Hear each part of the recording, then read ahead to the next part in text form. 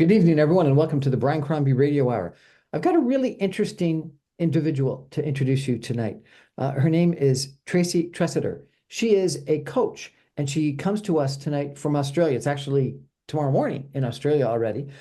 Tracy is an award-winning coach, lecturer, and leader with over 22 years of experience. She's got over 7,500 coaching hours, over 1,000 mentoring hours. She's assessed more than 5,000 credentialing recordings and held leadership roles in numerous different areas, including academia. She's known as a coach's coach because she supports coaches in developing competency, capability, and capacity in clients in achieving conscious, purposeful living. Sounds pretty encouraging to me. She's written a book on attitudes in regards to being better at golf. She has counseled people in regards to their own control of their own emotions. And she's got a great line that we're going to talk about in a couple of minutes about controlling your emotions or not allowing your emotions to control you. And she talks about understanding your personality types and how that can help in relationships. Sounds like a pretty fascinating individual. Tracy Tresidder, welcome to the show. Thank you, Brian. Very pleased to be here. Thank you for joining us. So let's start with this understanding emotions. And you had a great line that you say wasn't yours, that you copied it from someone else, but it's a really perfect way to encapsulate what your belief is. Tell me about what that line was, if you could. Yeah, so the line is borrowed from Professor Bob Keegan from Harvard University, and he says, it's okay to have emotions. It's just not great to let your emotions have you, which is really, it's interesting because a lot of people think we should be pushing back our emotional state. We should be restricting it and not showing our emotions, but it's actually quite okay. It's just how we do that and whether our emotional state actually overcomes us and prevents us from being in control. So ultimately what happens is people flip their lid and their emotional state just overtakes them and they start to say and do things that they ultimately regret. So yeah, it's like we say, it's okay to have the emotion, but we just don't want you to get overtaken by the emotion.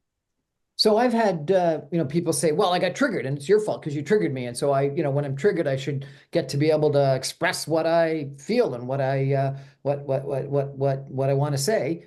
And then I always remember my mom. My mother also used to say, count to 10. Just count to 10 before you say a word. And it'll calm you down. It'll make you think about what it is that you want to say. Which is where you are, that you should allow your emotions out because you're going to get stressed and have some psychological problems if you don't let your emotions out. Or was my mom right to say count to 10? No, I think your mother was very wise indeed. And so what I'm not saying here is it's okay to express that emotion in a way that is going to harm or hurt somebody else, but it's okay to feel the emotion. But it's the expressing of the emotion that often gets people into trouble. So it's okay to feel it, to go, okay, well, I've got this emotion happening. What is causing this? Why is this here? And then understanding then that you actually have control in a very, very short space of time. It's called the point of veto between when you feel it and when you express it, that you actually can reduce the expressing of that emotion so it doesn't harm somebody else. But sure, if you get triggered by something and you want to go and scream in your pillow, fine, go right ahead. That's not a problem. But if you get triggered by something and you feel like you need to lash out and hit somebody, that's not okay. So it's really about understanding that the emotion is rising. And first of all, what's triggering it, as you mentioned before, understanding the trigger is really important. So if we know what is it that is actually pushing our button, then we can be alert to the fact that this might be a moment when my button is actually going to get pushed. And as a result of that button being pushed, my emotional reactivity may be increased. Knowing that ultimately we can learn to control that and have a better understanding of our triggers, have more control over how we actually respond rather than react. So I guess there's a couple of things that I need to delve into here. One is that, is it good to control your triggers? And I think what you're saying is, yes, it is. I guess the second thing is, how do you control your triggers? But let's come back to the first one again. I've got two friends, let's say, and one friend would get triggered, and she would blame it always on the person that did the triggering, never herself. And she would do things that were, incredible, and right away, not violent, but often damaging to people by things she said or things that she did, and stuff like this. And it was like it was uncontrollable because she was triggered, and so it was like it was a passion that overtook her, and she just couldn't do anything other than that. And then I had another friend who was almost the opposite extreme, where she would get triggered and something bad would happen, and she would not do a thing for a day. And she could pretend that nothing happened until it was almost the perfect time to raise the issue. And she raised the issue then. And she could like completely, put it aside and go on with her life. And I've had people say both were unhealthy. It was unhealthy to react right away and overreact, and not be able to control your overreaction. And then the other one was to be able to bottle it up and seemingly not have a problem with bottling it up, but just bottle it up and go on with the rest of your life, and then bring it out a day later when it was potentially appropriate to bring it up. Yeah, absolutely. And we see that happening all the time with everybody. I mean, you look at road rage, for example. People get triggered by somebody cutting in front of them, and they all of a sudden they're on the horn, or their hands out the window, or they stop at the next set of traffic lights and they jump out of the car and they beat on the window. And it's kind of so there's a whole lot of things here that are really quite important. One is that the emotional regulation is important. So it's understanding what is the thing that is triggering you, and what is the meaning that you are making, or what is the assumption that you are making behind that person's action. And so, people say, oh, he made me so mad, I just had to hit him. And it's like, well, actually, it was the meaning that you made of what he said or did that then caused you to have this reactivity that you felt you were unable to control, but ultimately you can control it to a certain point. Not everybody can control it depending on mental health issues. But it's that what we're trying to help people understand is that you can, rather than have these real roller coaster emotional highs and lows where everything's great and it's fabulous and life is, exciting, it's almost, and then dropping real lows. We don't want people to go through these real massive highs and lows. We want to have a little bit more regulation. So we're kind of evening out the emotional curve. So it's more like a, not a real deep up and down roller coaster. And then, so a couple of things you said in there is we use the term, when people get triggered, they often respond with silence or violence. That's the two extremes of the continuum. So they go into silence, like your friend described, and they withdraw, they retreat, they don't say anything. They appear to let it pass by, but ultimately they don't. They store it inside them like a volcano almost. And then the violence piece, not necessarily people hitting, but it could be people speaking meanly, disrespectfully, rudely, judgmentally, whatever, to somebody else that actually impacts that person and creates a rift in the relationship. So it's about how do we control ourselves, because ultimately the only person we can control is us, me. I can only control me. I can't control you, but I can pause and think about what is the meaning that I'm making of what you've just said. If you've said what I perceive as something to be hurtful, and I want to react with something even more hurtful back just to show you that, you can't be mean and nasty to me, then I'm not controlling myself. So what I want to do is notice that I'm making something up. I'm making stuff up about what you've just said. I'm adding meaning to it. I'm making an assumption that may not be true. And I'm allowing that to impact my emotional state. And that causes me to hit the very high emotional state or the very low emotional state and react in some way. So what I'm asking people to do is to notice, to understand, to try to make sense or understand what is the meaning that they're making of what this person said. And then use a technique that I use to control that emotion so that you still have it in a way, but as Bob Keegan says, it doesn't have you. You can control it and then choose to respond in a way that is respectful, that is kind, that is not going to trigger back the other person so that you end up in an all-in brawl. And so how is it that you control yourself? Well, I call it pressing the pause button. So when you think about, I say to people, we've got this button on our chest. It's like a big red button. It's our trigger button. Everybody has one. Some people have lots of them. There are lots of things that trigger people, but most people have one big button on their chest. And when that button gets pressed, it causes them to go into this emotional state, or it causes their body. What happens actually, from a neuroscience perspective, your button gets pushed. Your body pushes adrenaline and cortisol into your system. So your adrenal glands, which are down in your back near your kidneys, push adrenaline and cortisol into your system. And then that causes your heart rate to increase, your blood pressure to increase, your pupils to dilate, your inject glucose into your system. It basically gets you ready to stand and fight or to run away. It's classically what we call the threat response. And so when your body gets into this threat response, you lose around about 50% of your cognitive functioning. What? So really? you lose 50% of your cognitive function? Around about. So you lose so much of your cognitive functioning that you no longer feel like you have control over what you think, say, or do. So ultimately, we try to stop that pushing of adrenaline and cortisol, not so much before it happens, because it's very hard to know, but I get people to notice your emotion, not your emotion, but your somatic response.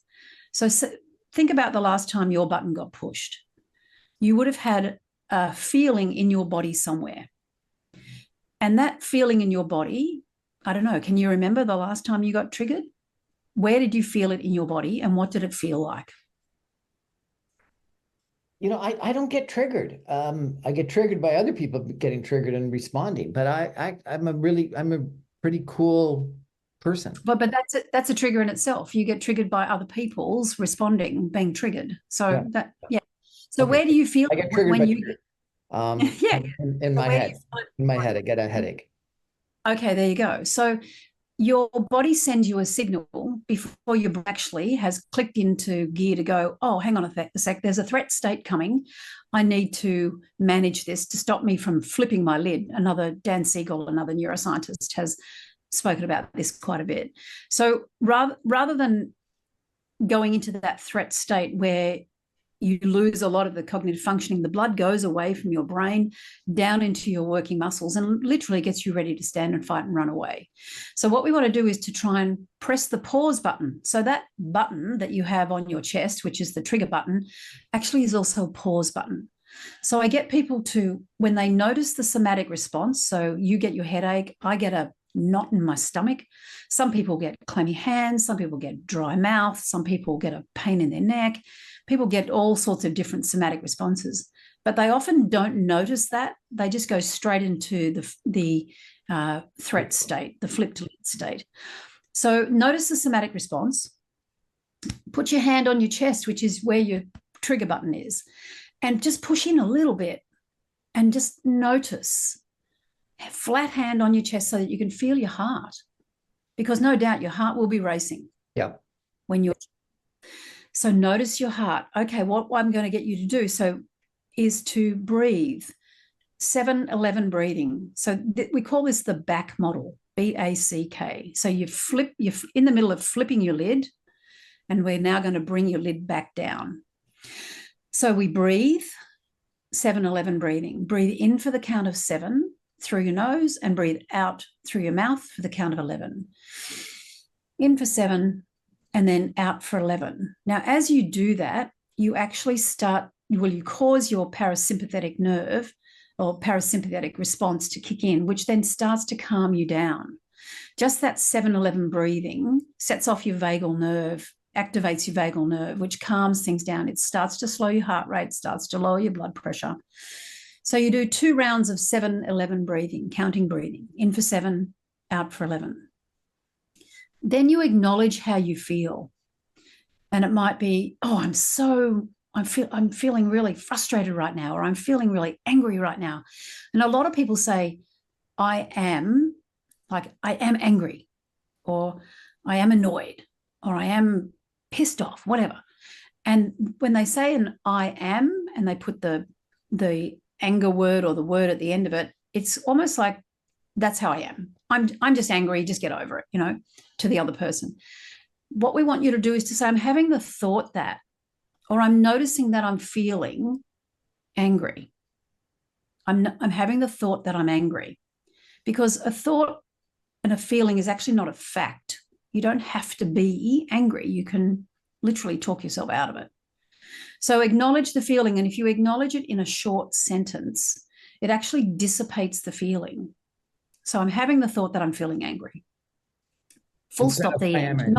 Instead of I am angry, I'm having a thought that I'm feeling angry.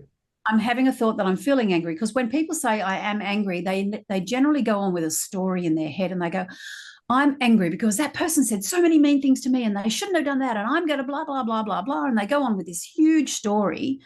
And that all that does is increase the feeling. So we want the feeling to be dissipated. We want them to literally just say, I'm having the thought that I'm feeling angry. Yep. Full stop, the end. And so that's the A in the back model. The next one is C, choose. Choose what your best self would do. So think about how you would be if you were being absolutely at your best in this moment. How would you be? So instead of being angry, you might be calm. You might be kind. You might be listening more. But just choose one or two words. And then the K is kick it into action. Just be that way for the next 10 minutes. You can't be that way forever, but just be that way for the next 10 minutes. Pick what is that?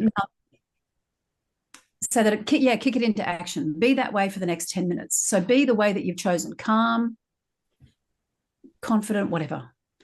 And, there's another saying from somebody, I can't remember who, face it until you become it. Not fake it until you make it. Face it until you become it. We want you to lean into that feeling of calm and be that way for the next 10 minutes. And then guess what?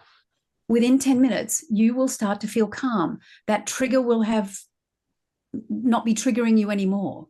You'll be in a so much more calm state. You'll now be functioning what we call above the line. You'll be in thoughtful choice or choiceful thought. You'll be able to choose how you respond rather than react. And that is it's so important. So it's back. BACK, breathe, acknowledge, choose, kick into action. Breathe, acknowledge, choose, and kick into action. Yeah. So when you feel your buttons pushed and you're going to flip your lid, then you choose back. BACK, breathe, acknowledge, choose, kick into action. Sounds like some guaranteed. Guaranteed. It will calm the situation down. And you've applied this to golf too, I understand. Oh, absolutely. If you want to watch people's emotional state go from highs to lows, you just got to walk around a golf course and see people, hit a great shot and get so excited and really pleased with themselves, and then watch them hit a bad shot and then see what happens. We're going to take a break for some messages and come back with Tracy Tresidder in just 2 minutes. And we're going to talk about how she applies this to golf in a book that she's written on controlling your emotions on the golf course. Stay with us, everyone. Back in 2 minutes.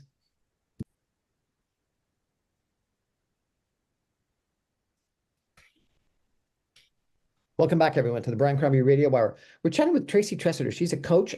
She comes to us from Australia. She's a coach's coach, and she's coached lots of other coaches on how to coach. And she's written a book on applying some of her personality coaching and executive coaching to the golf course. And I thought that was fascinating. And you've written a book on this, Tracy. Is that correct?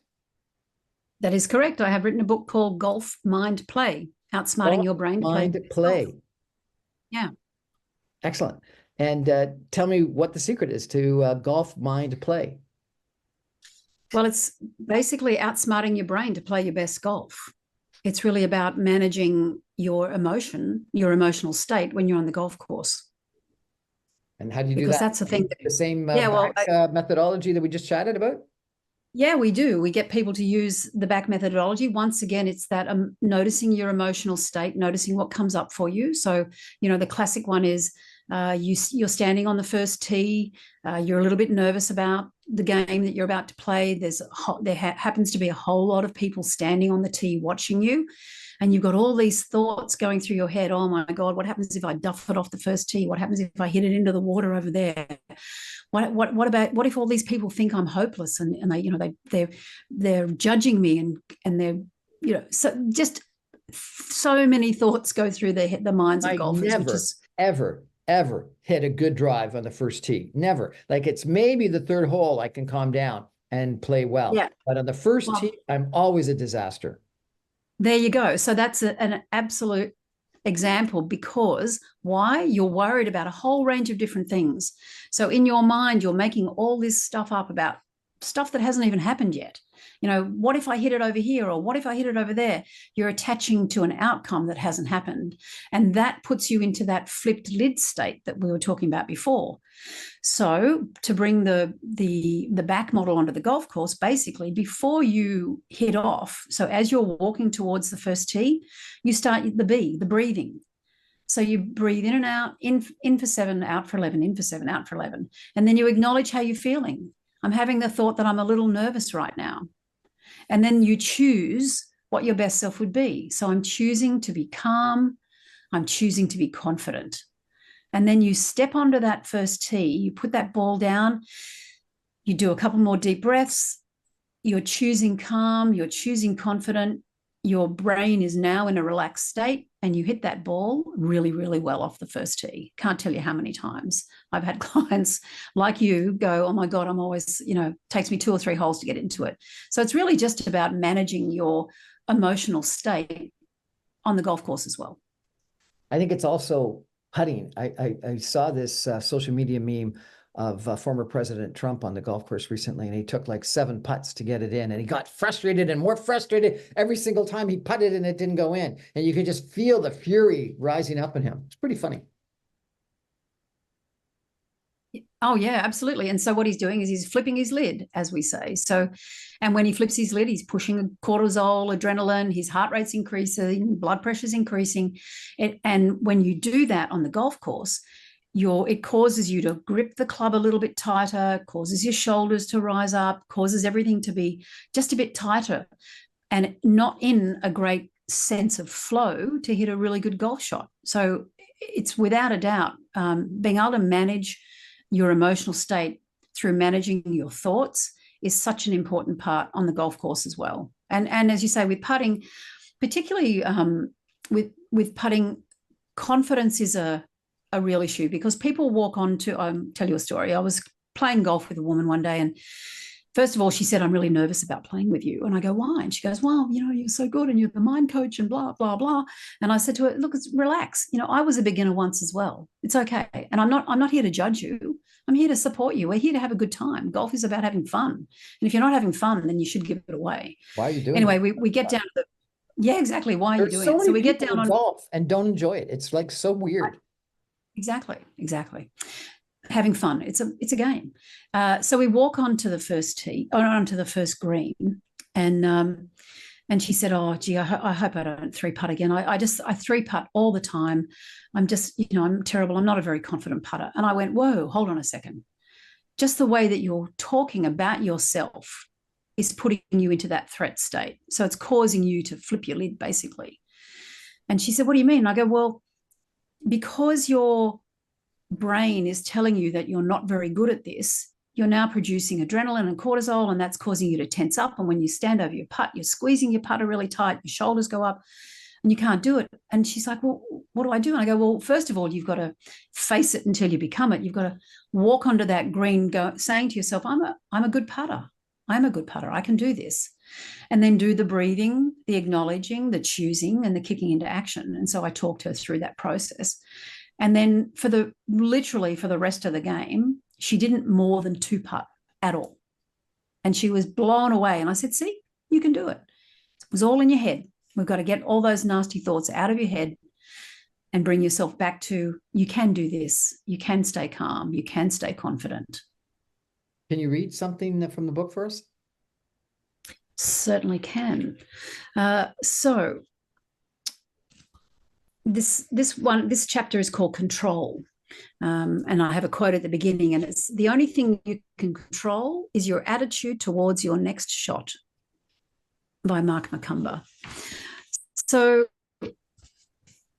it's really about these negative influences that we worry about, and this, what I call the gremlin inside your head, that golf gremlin. So when you flip your lid, this golf gremlin jumps out. Yeah, the gremlin inside your head. So we know, so I'm just going to read a little bit from my book. So since the brain controls your body's actions, we can assume that positive thinking produces positive results. Unfortunately, positive thinking is not always easy to come by, especially in a society where self-deprecation is equated with modesty. So you have to learn to ignore that little creature which embodies negativity, the gremlin in your head. The gremlin is responsible for sending negative messages that cause us to berate ourselves and lose confidence in our abilities. The more we give in to the gremlin, the less we will succeed. On the golf course, your gremlin appears when you have already mentally set yourself up for failure. An example is teeing off when there is a crowd of people watching you. Oh, you must have read my book, Brian. A common fear shared by many players in this situation is that they will embarrass themselves by slicing the ball or scuffing it off the tee. With thoughts like these suffused in your mind, you're actually setting yourself up to do exactly what you fear will happen. When your negative thoughts result in slicing the ball, you may mutter to yourself, oh, you idiot. What did you hit that shot for? Or, I always hit a bad shot when people are watching. The problem is that you've already set yourself up for failure before you have even approached the tee. You have succumbed to a negative result by listening to the gremlin inside your head. Remind us the title of the book and where can one buy one? The book is called Golf Mind Play. Here it is. Outside By me, your brain. to play your best golf. And where's it available? Available on Amazon. Excellent. Thanks so much. I really appreciate it. I understand that you also use personality tests to try to help people make better relationships. Is that true? Yeah, well, I actually use a personality map to support people in understanding themselves better, understanding why they do what they do. So understanding how they think, how they feel, and how they behave, and what are the core motivations that drive that. And I use it in all my coaching. So whether it's golf coaching, relationship coaching, leadership coaching, parent coaching, it's just helping people understand themselves better. And that really is at the root of self-awareness, is the key to self-improvement, really. When you're more aware of yourself and you can increase your level of self-mastery, then you're overall going to end up, I don't want to use the word as a better person, but you're going to be more in control of yourself. You're going to be a different person than if you're embroiled in your emotional state. Well, I'd love to turn to that next. So what we are going to do, if that's all right, is take a break for some messages and come back in just 2 minutes with Tracy Tresidder, the executive coach, the what do you call yourself? The mind coach? Golf mind coach. The golf mind coach. And come back and talk a little bit about this personality testing that she does that helps us figure out who we are and become more self-aware. Stay with us, everybody. Back in 2 minutes.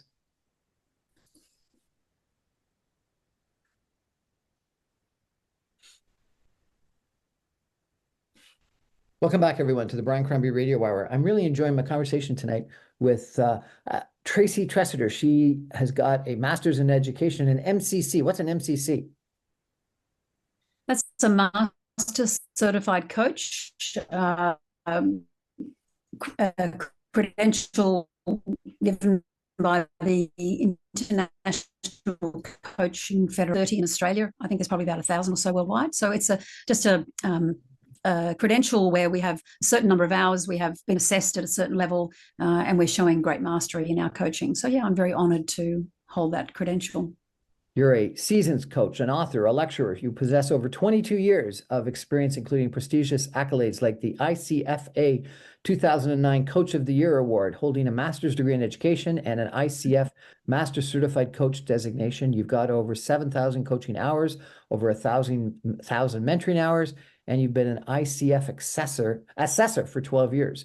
Your leadership has been including the past president of ICF Australia, an ICF assessor and mentor, contributions to the Coaching Excellence Committee and the ICF Global Supervision Task Force.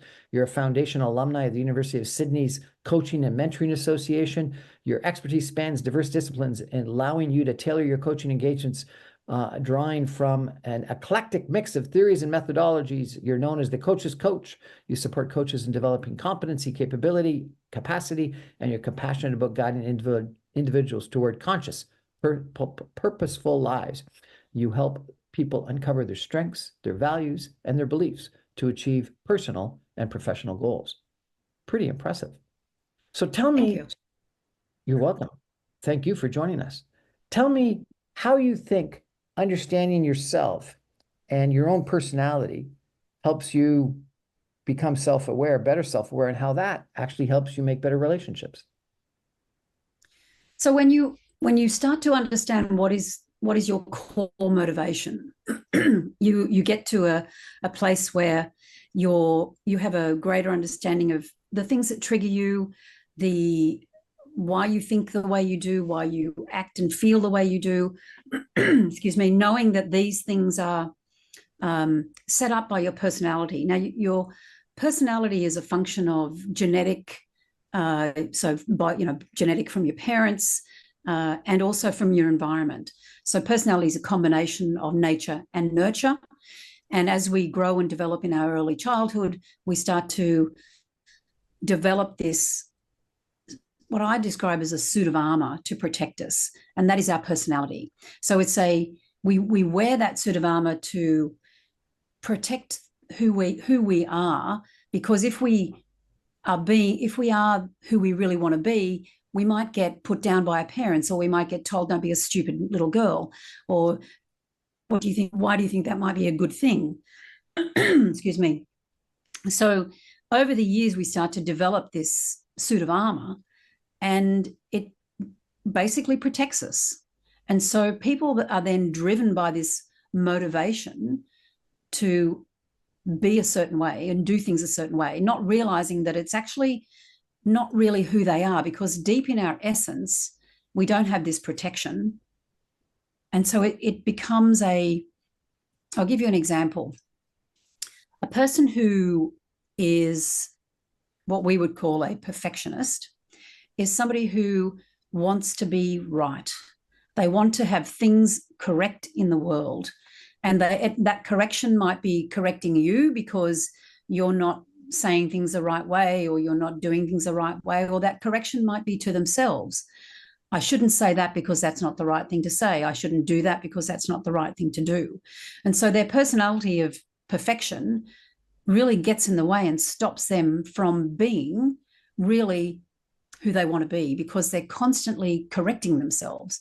So, for example, a person who is a perfectionist has great difficulty in delegating.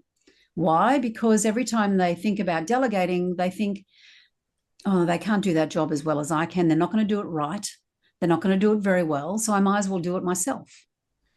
And so what happens is that perfectionist starts to become overloaded with work because they won't delegate, and they start to reduce their ability to become a great leader because they're holding on to everything, and they won't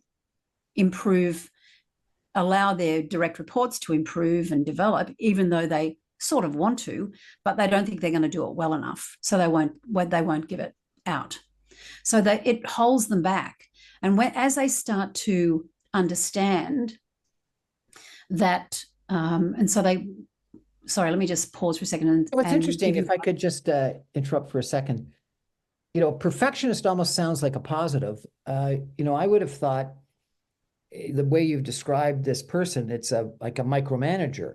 And a micromanager, I would have thought, is a negative. And it's almost as if someone can't let go because they don't want anyone else to be able to prove that they don't need to be there all the time. They have a need to be the only one making the decision. And if they actually let go and actually the world continued to exist and continue and maybe even do so successfully, they would no longer need me and I would become irrelevant. And I've got a fear and concern of that. And so therefore I've got to micromanage. It's sort of the negative of the perfectionist. Am I wrong in that sort of description? Well, no, well, in a way, what you're describing is a different motivation. So that might be the person whose basic desire is to be seen as being not so much the perfectionist who wants to be seen as right and correct, but the other person whose image, the achiever, whose basic desire is to achieve and accomplish things and to maintain their image. So two different personalities. So the person whose desire is to achieve and maintain and keep their image is the person who won't necessarily want to let go of things because they want to be seen as the expert or the person who's completing things and achieving things. Whereas the perfectionist doesn't want to let go of things because they don't think anybody else can do it as well as or as good as they can. So two different personalities, same problem, two different personalities. Okay. And so, yeah, so what you're describing actually is really interesting and useful because when I use the Enneagram, which is the personality map that I use, when I use the Enneagram to help this person understand why they do what they do, they have this massive aha moment where, so for example, I was working with a leader the other day and we got to this point where she said, but if I ask for help, I'll be seen as being weak. And I said, so that's a story that you've made up. It's almost like a rule that you're living by. And how long have you been doing that? And she goes, I've been doing that for such a long time now. And she said, now I can see that that's holding me back because I won't ask for help because I don't think anybody can, well, people think that I'll be weak and I'm not strong enough. So different personality. And she goes, oh my God, this has been holding me back for so long. And then I actually met with her last week and she said, this has been a massive major breakthrough. Understanding why I was doing what I was doing, why I wasn't asking for help, because I didn't want to feel weak. She said, I'm now reaching out to people all over the place. Can you help me with this? Could you do that? Can we talk through this? And she said, it has made such a difference and people are so welcoming and so helpful. And she said, it has made a massive difference just in the last week. So this methodology, is this a methodology that is widely available so people can understand their personality? Absolutely. Yeah. The Enneagram, Enneagram. The Enneagram is a personality map. I call it a map. Some people call it an assessment. Some people call it a tool. I don't like the word tool because it's kind of like you're trying to fix something. So not trying to Myers-Briggs or something like that. Is that comparable? Similar but different. So okay. Yeah, there's Myers-Briggs, DISC, Herman Brain. There's a whole heap of different personality ones. The Enneagram is an ancient one. It's been around for a long time, and it's come into the more modern world probably from the 70s. And in the last probably 15 or so years, it's really taken off around the world, particularly in the US. I've done a lot of training in the US with this system, and it's now originally it was just used for individuals, but now so much more in organizations where we can help people within organizations, leaders, teams, particularly teams, helping teams understand why their counterpart on their team or their colleague on their team is behaving this particular way, helping them. It helps build understanding and also tolerance. Oh, I get why they're being this way because they're being triggered by that and they want to have, more control over something. And okay, so it really helps people understand themselves and understand other people better. So it just raises overall self-mastery and ultimately emotional intelligence, which makes the world a better place to be. So is this something that we all should do on our own, or should we hire someone like you to do it for us, or what's your recommendation on this personality test? Well, like any personality, they need assessment, they need debriefing. That's the thing, because you can take a test and go, oh, okay, that's what it says. But not all assessments are correct. So you really need somebody to debrief with you, to ask you questions, to basically interview to see whether the assessment is correct or not, and to help you understand what this assessment is telling you and how it can be useful. So when I'm coaching people, it's usually over a period of about 10 or 11 months. And so we use this assessment, or we use the Enneagram map over that period of time, because it helps people understand communication, conflict, feedback, leadership, decision-making, strategic thinking. And it helps golfers on the golf course understand what triggers them and why they get so annoyed and so angry or upset. It helps parents understand themselves and understand potentially what kind of personality their child is growing into. It helps in relationships, amazingly in relationships where, one couple, for example, she was what we would describe as a helper carer, very loving, very caring, very supportive.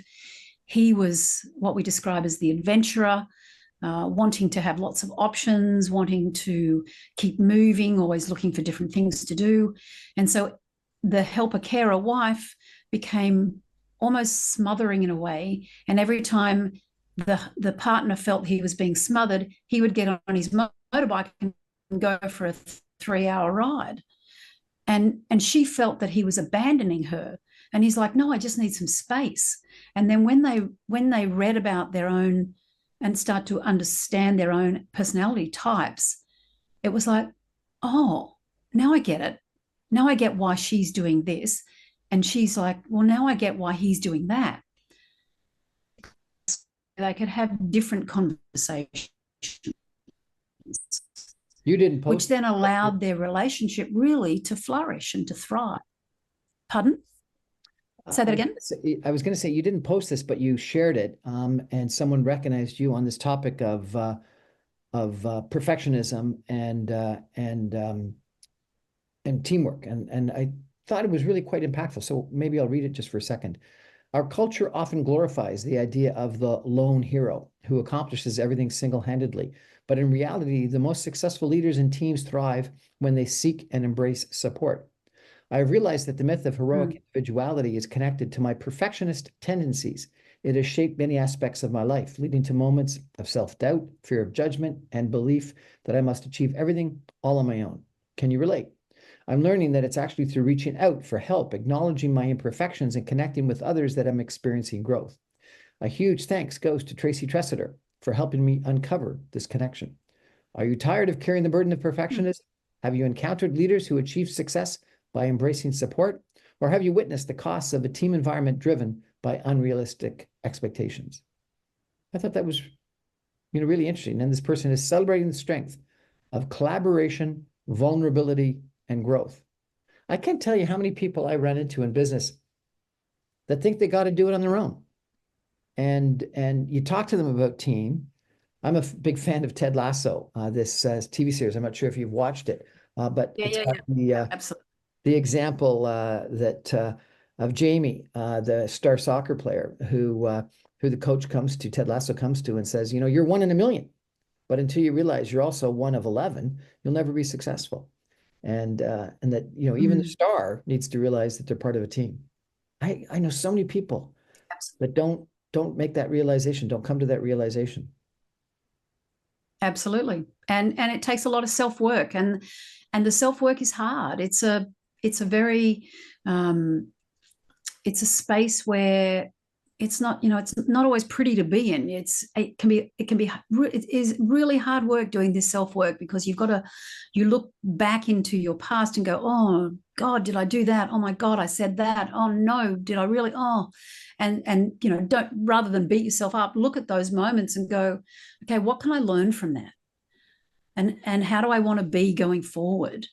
So that whole self-mastery and understanding self is such an important piece to everybody's way of being in the world. And, ultimately, and I'm not being overly philosophical here, but I really would love people to embrace this self-awareness space and step into it so that the world could be a better place. If we can understand why we make up the stories we make up, why we get triggered, why we do the things we do, then we're going to have better relationships. And the world is all about relationships. We relate to people every day in some way. We sure do. But you really think the world would be a better place if we all had more self-awareness? Absolutely, without a doubt. Without a doubt. We got to take another break, a final break. When we come back, I'm going to ask you about, if it's okay, 2 other posts that you made that I found really intriguing. And they're sort of connected, but sort of different. One was about how to ask for a raise, and the other one was how to deal with being laid off. So think about that for a second, and we're going to come back in 2 minutes. I'm going to ask Tracy how to ask for a raise and how to deal with being laid off. Stay with us, everyone. Back in 2 minutes. Yep, good to go.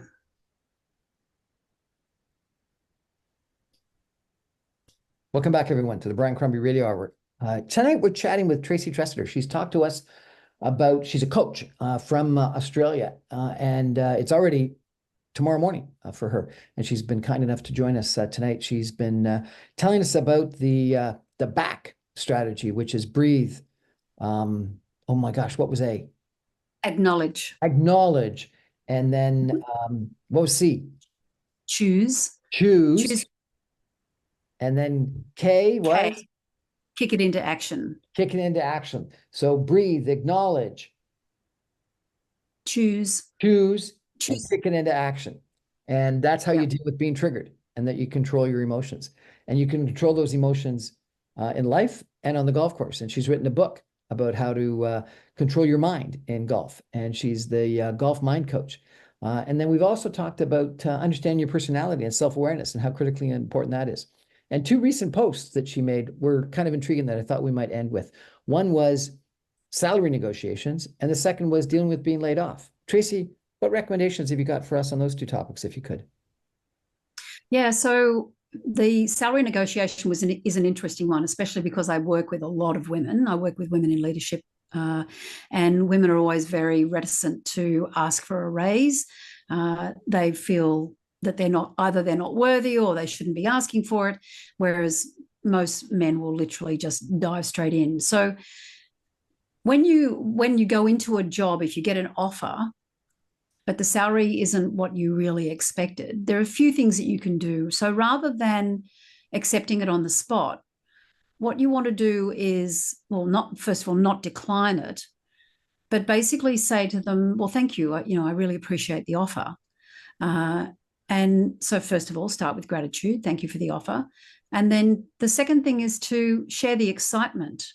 And that is just, I'm really excited about the role and potentially joining the company. And then the third thing is about addressing the salary. So before I accept that, I just like to discuss the salary. It's a little below what I believe reflects the market value for my experience. And the important thing there is that you've actually done a market value assessment, so you know what you're actually worth. Number 4 is to reinforce your value. So you can say something like, I'm confident that my expertise in A and B and my contributions to C and D will drive success here. And then number 5 is to reiterate that market value.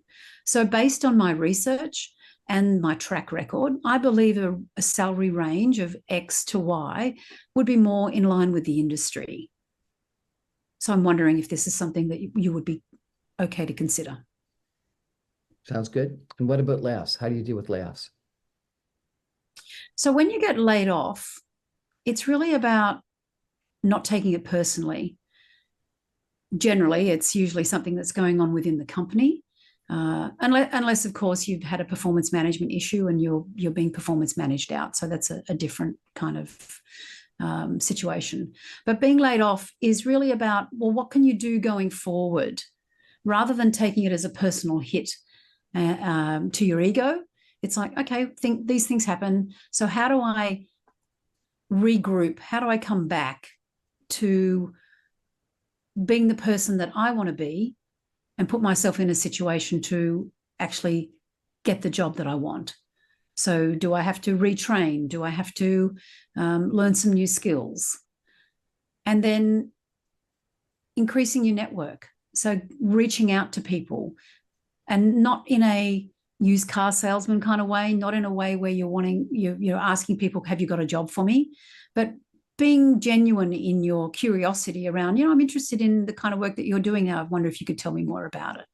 And so reaching out to people to just find out what they're doing and if this might be an area that you're interested in. Tracy, I'm not else. Yep. Go on. thank you so much for joining us, and thank you for your advice. I like your back methodology. I like your comments about controlling your emotions, or they'll control you. I love your suggestions on golf, and I'm going to make use of that the next time I'm walking up to the first tee. And I think I might try to take a personality test and check that out. Thank you for.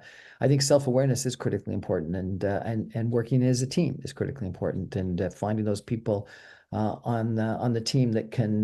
What was it? Who was it? I can't remember, but the attitude of the people that you choose to put on the bus with you are the most important decisions that you're going to make. Was that 1 Minute Manager or something? I can't remember now.